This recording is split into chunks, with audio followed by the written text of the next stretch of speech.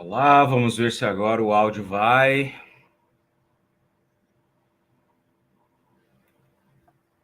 Testando tudo.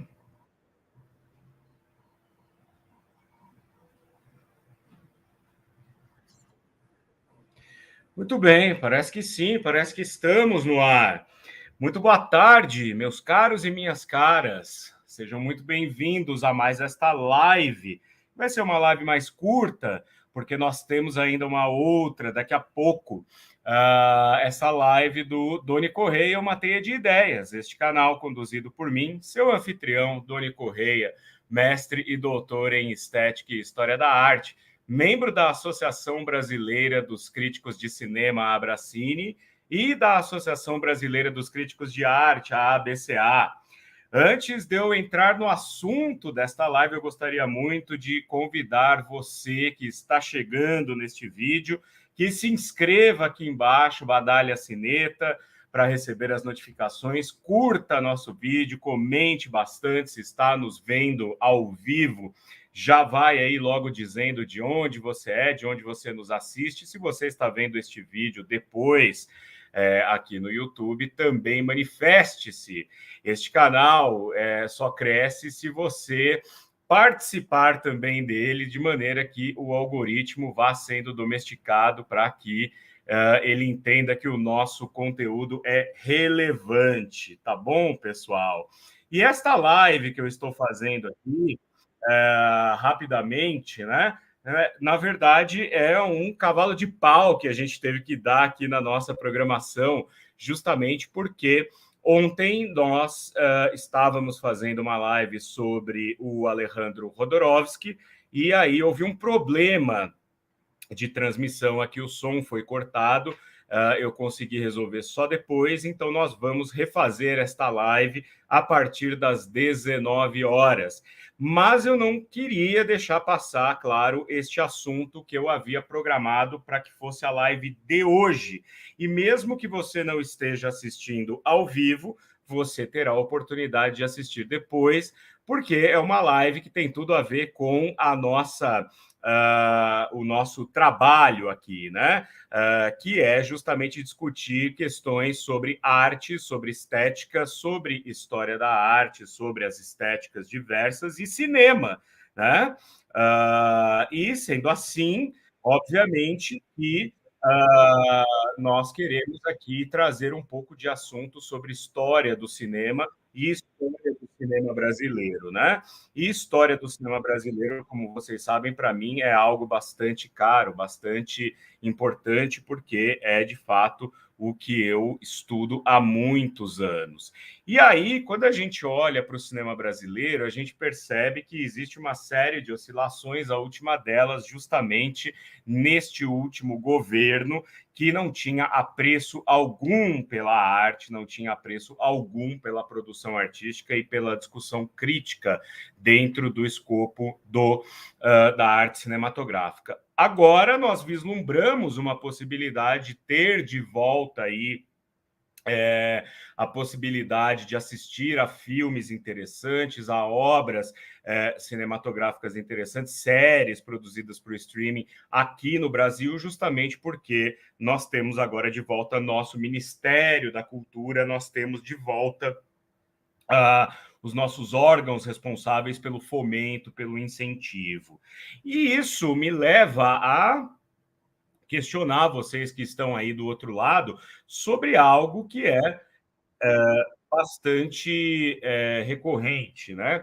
Vocês já pararam para pensar como o cinema brasileiro surgiu ou por que o cinema brasileiro nunca conseguiu se estabilizar ou se consolidar como outros cinemas mundiais, né? E para isso a gente tem que olhar para o começo do nosso cinema brasileiro. Inclusive, eu já quero aqui convidá-los a conhecerem o meu curso, né, Enciclopédia do Cinema Brasileiro, que foi realizado aí ao longo de 2 anos, 2 primeiros anos da pandemia, aí, juntamente com o canal Cinemascope. Estou deixando o link para vocês aí ao lado, e o link também está aqui embaixo na descrição. porque trata-se de um curso completo sobre a história do cinema brasileiro, sobre todas as fases desse cinema, desde o seu nascimento até, mais recentemente, a última aula que eu coloquei lá nesse programa da Enciclopédia do Cinema Brasileiro foi justamente sobre Kleber Mendonça, né? Que nos agraciou aí com o filme Bacurau de 2019, que foi o último momento aí que nós tivemos algum olhar crítico para a produção nacional e, enfim, né? É meio que um espírito do tempo. Tá? Então, eu gostaria de falar aqui com vocês, nessa breve live, justamente sobre o nascimento do cinema brasileiro. Né? Como nasceu esse cinema? Como que nós olhamos para a história do nosso cinema, para o cinema nacional, e encontramos aí o nascimento de tudo? Porque quando a gente olha para a história do cinema mundial, a gente encontra o nascedouro ali da produção cinematográfica nos irmãos Lumière, na França, no Thomas Edison, nos Estados Unidos, nos irmãos Skladanovsky, na Alemanha, né? No Cecil Hepworth, na Inglaterra, Filoteo Alberini, na Itália, enfim, né? Vários locais em que o cinema nasceu e floresceu de uma maneira mais ou menos estável, mas aqui no Brasil a gente sempre tem esse desequilíbrio aí entre a história e a consolidação da indústria, né? Na verdade, no Brasil, a gente nunca teve uma consolidação plena da indústria cinematográfica. Mas, para poder olhar para esse novo, para esse momento em que novas expectativas surgem aí lá atrás, no início, né, no nascimento do cinema brasileiro, a gente tem que olhar para o cinema e para o país, né, para o Brasil, ali no final do século XIX. Né? No final do século XIX, o Brasil ainda era um país majoritariamente agrário, né? Era um país que não tinha indústria, era um país que não produzia coisas. E o cinema chega no Brasil em 1896. Os filmes que vêm de fora da Europa e dos Estados Unidos, juntamente com outros produtos que são importados para suprir necessidades diversas. Então, o Brasil, sei lá, desde de uma escova de dente até um maquinário agrícola, importava absolutamente tudo. E nessa esteira das importações, o filme também acabou chegando e acabou se consolidando, principalmente no estado do Rio de Janeiro, na cidade do Rio de Janeiro, né, capital do país naquele momento, final do século XIX. Então, era obviamente onde as coisas chegariam primeiro. E o cinema chega no Rio de Janeiro e rapidamente se consolida como um produto de entretenimento. Principalmente uma certa elite burguesa, intelectual, aceita muito bem a chegada do filme, mas não havia produção interna.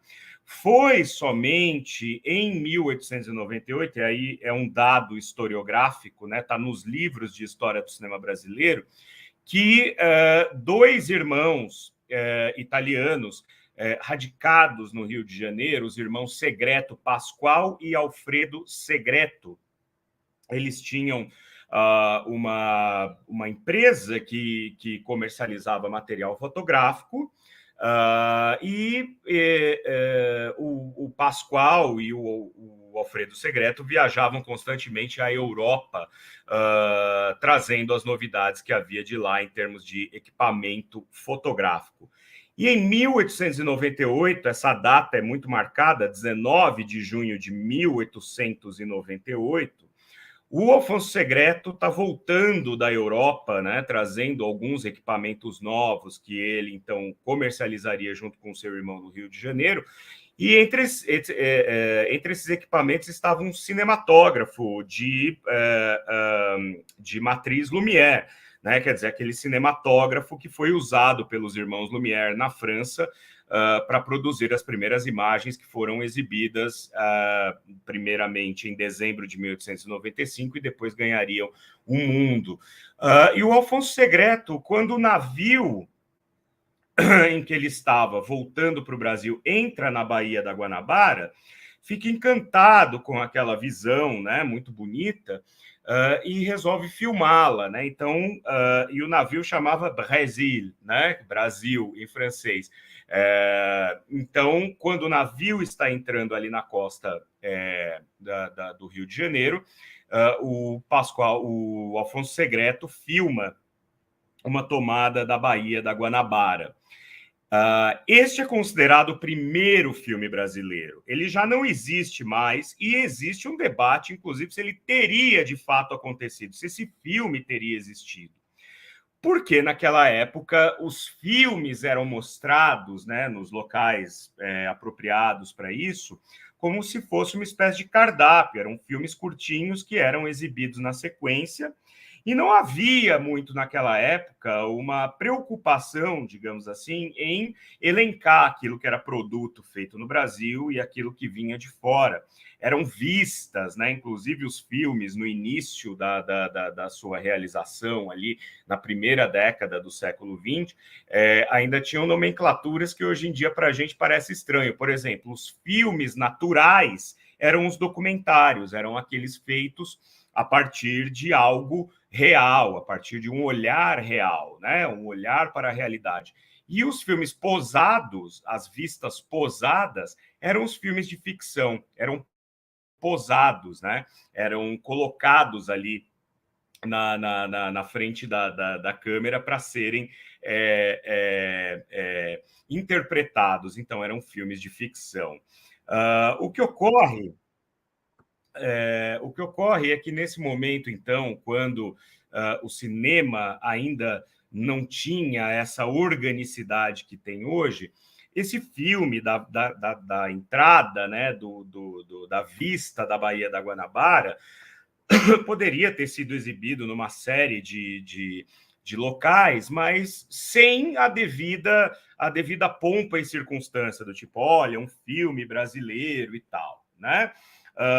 E o fato dele não existir mais hoje em dia, não existir nem foto, nem um fotograma, nem também levanta certas, hoje em dia na historiografia do cinema brasileiro, levanta certas desconfianças de que, de fato, esse filme poderia talvez nem ter existido.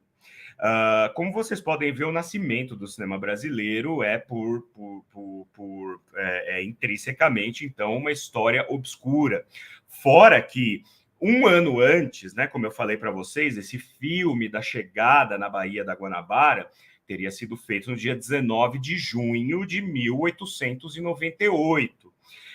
Existem registros também, isso foi sendo pesquisado ao longo de décadas e décadas, de que, em novembro de 1897, um certo cidadão chamado José Roberto da Cunha Salles, carioca também, teria dado entrada no escritório de patentes do Rio de Janeiro uma solicitação de registro de um aparato óptico que, segundo o seu criador, né, o Cunha Salles, seria a primeira câmera produzida no Brasil. E, para isso, ele entrou com um pedido, dando um relatório de como ele criou essa câmera, quais os dispositivos, como é que ela funciona, e protocolou junto 24 fotogramas do que seria a imagem produzida com este aparato, tá?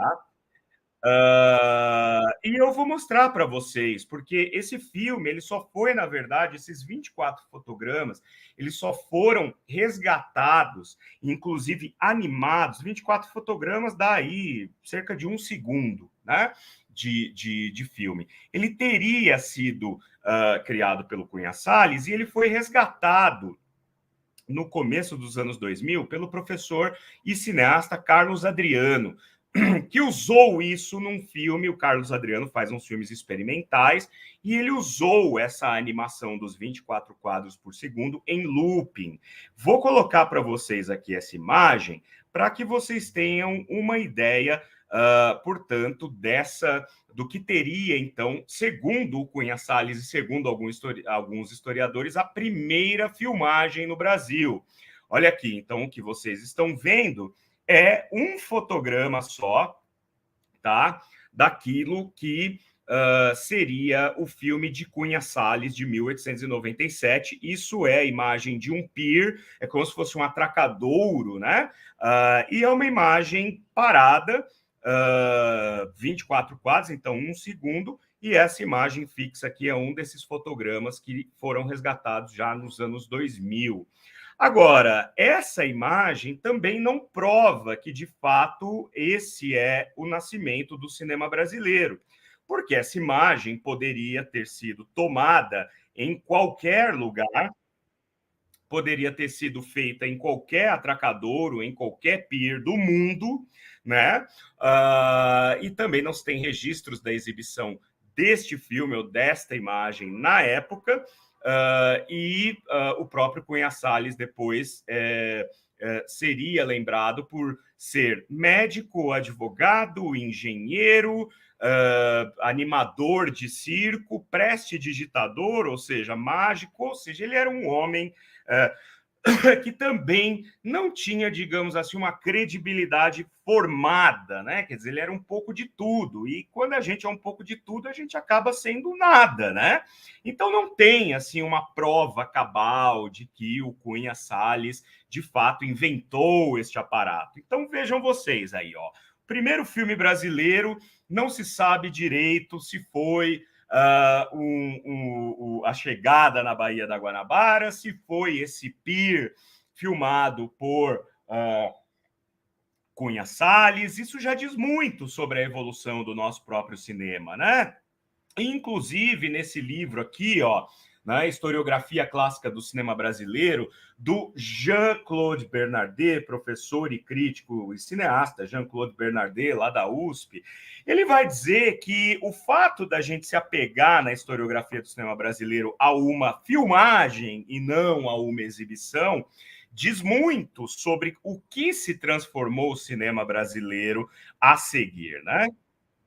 Porque o Bernardet vai dizer que em todos os países do mundo, o cinema marca sua chegada, o nascimento do cinema é marcado por uma exibição. Como eu falei, em dezembro de 1895, lá em Paris, com os irmãos Lumière, um pouco antes, meses antes, em agosto daquele ano, 1895, o bioscópio dos irmãos Skladanovs, que já havia sido mostrado na Alemanha, em Berlim. Nos Estados Unidos, desde 1888, Thomas Edison vinha fazendo experiências com imagem em movimento, fotografias em movimento, naquilo que se tornaria o seu kinetoscópio, mas exibindo também, ainda que não exibições públicas para várias pessoas, mas o kinetoscópio a gente sabe que pressupunha uma exibição individual.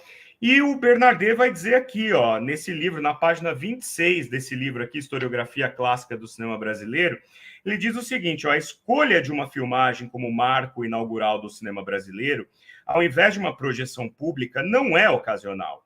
É uma profissão de fé ideológica, olha só. Com tal opção, os historiadores privilegiam a produção em detrimento da exibição e do contato com o público. Pode-se ver aqui uma reação contra o mercado. Isso é interessante porque quando o Brasil aceita muito bem o cinema enquanto produto de entretenimento, rapidamente as produtoras internacionais, as distribuidoras internacionais chegam no Brasil e loteiam o mercado, ou seja, não dão espaço para produção local, trazem a produção de fora e fecham o mercado para a produção interna. Então, segundo o Bernardet, a opção por marcar o nascimento do cinema brasileiro com uma filmagem e não uma exibição seria também uma forma de proteger a história do cinema brasileiro frente à dominação do mercado por produtoras internacionais. Mas ele vai além, ó. Então, pode-se ver aqui uma reação contra o mercado, a ocupação do mercado, respondemos falando das coisas nossas, ou seja, para o mercado que está sendo ocupado pelos internacionais, vamos falar do que foi filmado aqui, né, e não necessariamente exibido. E não é difícil perceber que esta data, né, ou seja, 19 de junho de 1898, está investida pela visão corporativa que os cineastas brasileiros têm de si mesmo e por uma filosofia que entende o cinema como sendo essencialmente a realização de filmes. Isso dá para a gente uma dimensão de como o cinema brasileiro vai se desenvolver, portanto, nos anos seguintes, ao longo das décadas seguintes, como algo que está focado somente na produção e não na exibição. Isso é um problema que nós enfrentamos até hoje. Sempre que chega um produto internacional, ele toma logo as salas todas de cinema e o cinema brasileiro fica sempre à margem, porque existe essa cultura de olhar para o cinema brasileiro como algo que é só realizado e não mostrado, né? Quando o cinema, na verdade, ele é uma cadeia complexa que só se completa depois da exibição e da prestação de contas. Agora, o que foi produzido a partir daí, a partir da chegada do cinema no Brasil, é também muito obscuro, porque isso é um fenômeno mundial, né? O Jorge Sadu diria décadas e décadas depois, né, nos anos 30, 40, que tudo aquilo que foi produzido no cinema entre 1900 e 1920 e poucos, 90% se perdeu para sempre. Primeiro porque a película sempre foi, nesse período, né, o filme, ele sempre foi muito perecível, pegava fogo, desgastava, arranhava, quebrava, enfim. Segundo porque o cinema não era visto como algo para ser preservado para a posteridade, era algo comercial. Uma vez que o filme fosse exibido diversas vezes, ou ele ia acabar desgastado e jogado fora porque já não dava mais para ser exibido, ou ele ia perder a graça de tanto ser mostrado e também era descartado.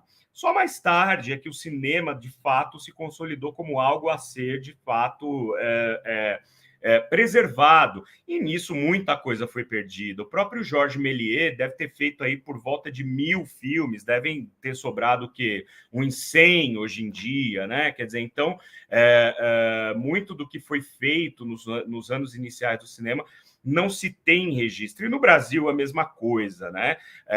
Acontece que a produção do cinema brasileiro ela sempre foi, de certa forma, mambembe ali nas primeiras décadas, mas era, sobretudo, focada nos temas que faziam eco no gosto popular. E uma das coisas que mais fazia eco no gosto popular era justamente o sensacionalismo, sempre foi, né?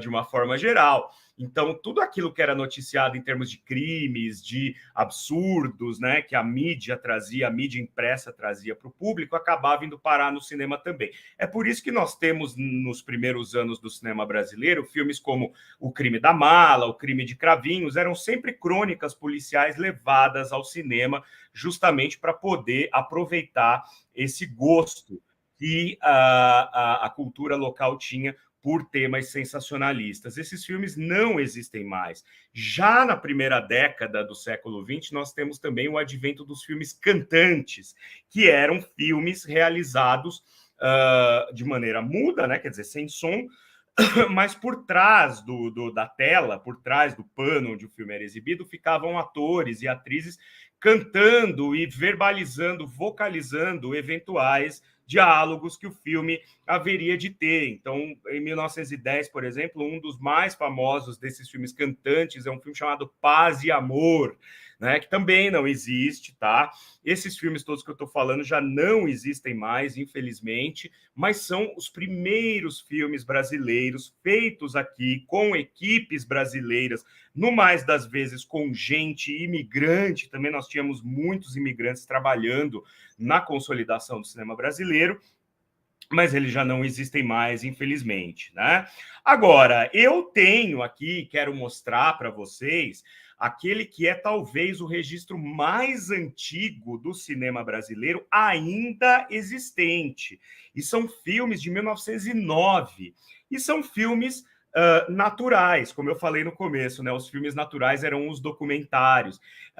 Eu vou mostrar para vocês, mas antes eu quero explicar que esses filmes, na realidade, eles eram documentos de uma sociedade brasileira daquele momento, sobretudo das elites daquela sociedade. Quando o cinema se consolida no Brasil e passa, de fato, a ser consumido e produzido, surgem vários cinegrafistas que passam a correr, principalmente o interior de São Paulo, do estado de São Paulo, de Minas, em busca de dinheiro, né? Cavando dinheiro. São os cavadores, é o ciclo da cavação. Sempre que vocês ouvirem falar em cavação, vocês se lembrem que são os primeiros cinegrafistas que compravam os equipamentos, né, de filmagem e iam nas pessoas, nas famílias ricas, cafeicultores, né, donos de terras ou os primeiros industriais aqui das capitais do Sul e também do Nordeste, né? Herdeiros aí da cultura da cana-de-açúcar, oferecendo seus serviços para documentarem, por exemplo, cenas de família, fazerem álbuns de família.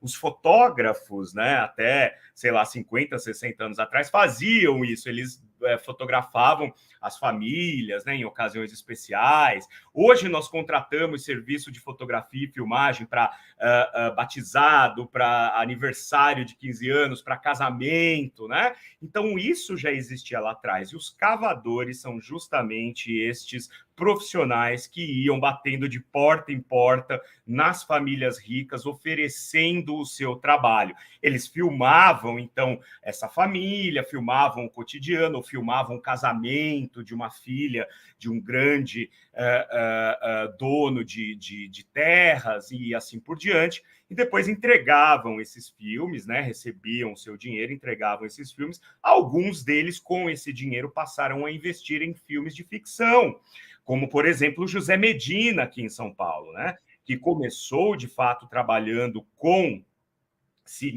cinejornais, ganhando, né, da província do estado, da província de São Paulo, na época, uma comissão para documentar os feitos do governador, os feitos da cidade e tal, e com esse dinheiro ele investia em obras autorais.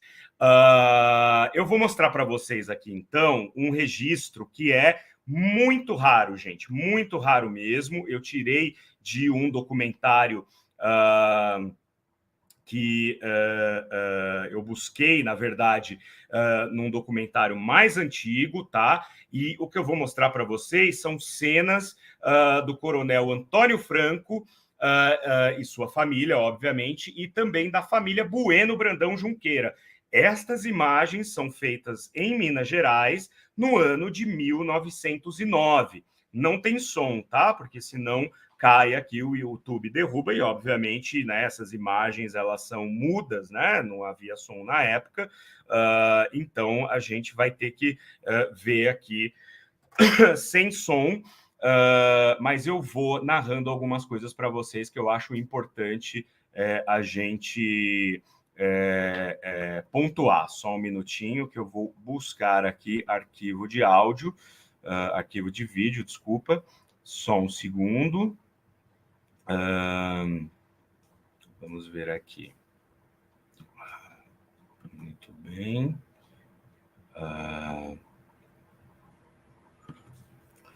Peraí, deixa eu só compartilhar aqui. Compartilhar tela. Pronto. Janela. Tá aqui, ó.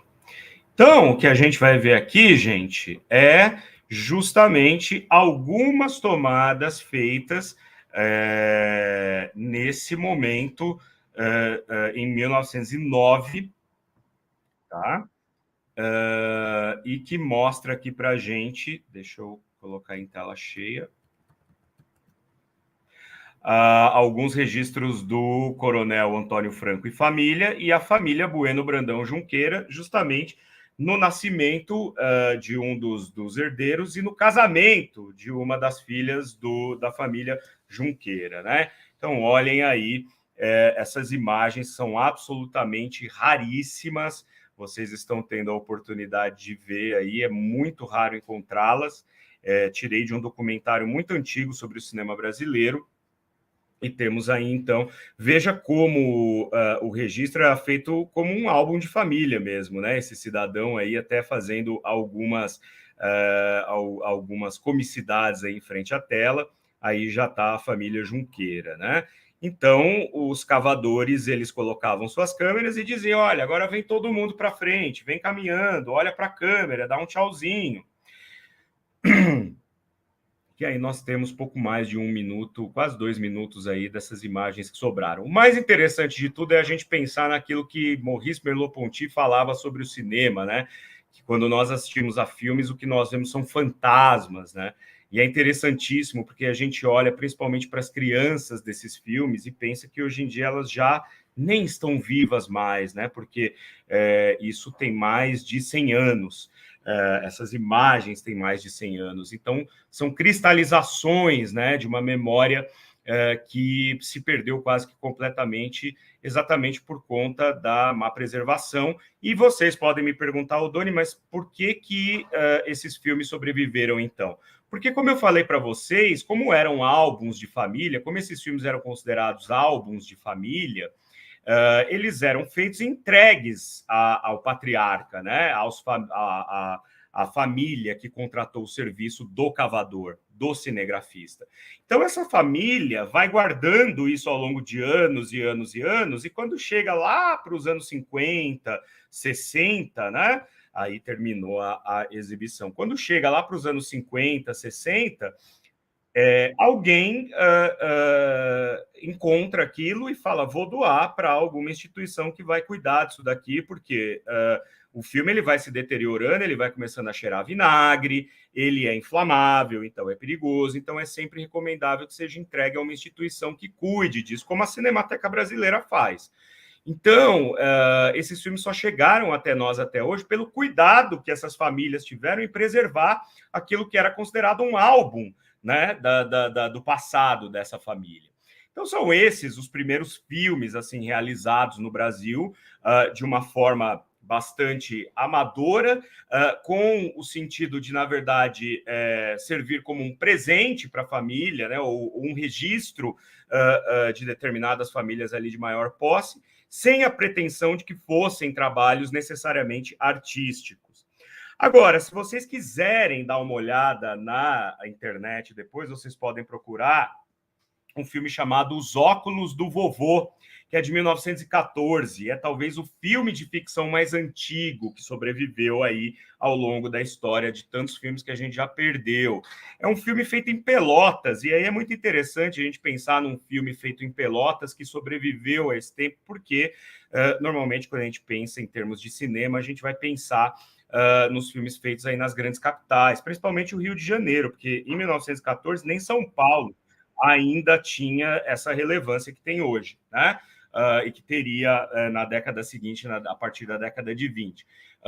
Mas Os Óculos do Vovô é talvez o filme de ficção mais antigo que sobreviveu ao tempo. Eu não vou colocar aqui, porque como ele foi distribuído depois, recuperado e distribuído pelo CTAV do Rio de Janeiro, tem a marca d'água, o YouTube pode derrubar, mas vocês podem encontrá-lo. E aí, obviamente, que nós temos, a partir dessas experiências com os cavadores, as primeiras fontes de produção do cinema brasileiro em termos de ficção. Nós vamos ter em São Paulo Vitório Capelaro, adaptando várias obras cinematográficas, várias obras literárias para o cinema. Nós temos nos anos 20, depois os primeiros estúdios surgindo, os anos 30 e assim por diante.